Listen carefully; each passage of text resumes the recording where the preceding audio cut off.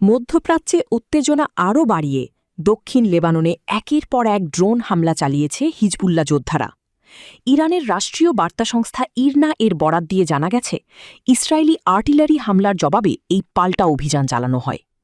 প্রথম অভিযানে বায়াদাহা শহরে আত্মঘাতী ড্রোন ব্যবহার করে ইসরায়েলি সেনাবাহিনীর একটি আর্টিলারি অবস্থানে হামলা চালানো হয়। এতে শত্রুপক্ষের একটি ফায়ার কন্ট্রোল রুমে আগুন ধরে যায় বলে দাবি করা হয়েছে। দ্বিতীয় অভিযানে আল-তাইরি শহরে একটি গাড়িকে লক্ষ্য করে ড্রোন হামলা চালানো হয়।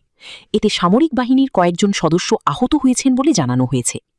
এরপর তৃতীয় দফায় ইয়াহমার আল শাকিফ এলাকায় ইসরায়েলি ড্রোন হামলার প্রতিক্রিয়ায় হিজবুল্লাহ পাল্টা আঘাত হানে। তারা আল কান্তারা শহরে ইসরায়েলি সামরিক সমাবেশস্থলকে লক্ষ্য করে আত্মঘাতী ড্রোন হামলা চালায়।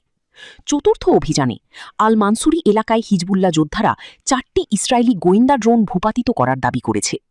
বিশ্লেষকরা বলছেন, সাম্প্রতিক এই ধারাবাহিক হামলা মধ্যপ্রাচ্যের চলমান সংঘাতকে আরও জটিল করে তুলছে।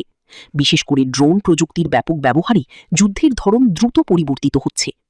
এদিকে ইসরায়েলের পক্ষ থেকে এসব হামলার বিষয়ে আনুষ্ঠানিক কোনো প্রতিক্রিয়া এখনও জানানো হয়নি।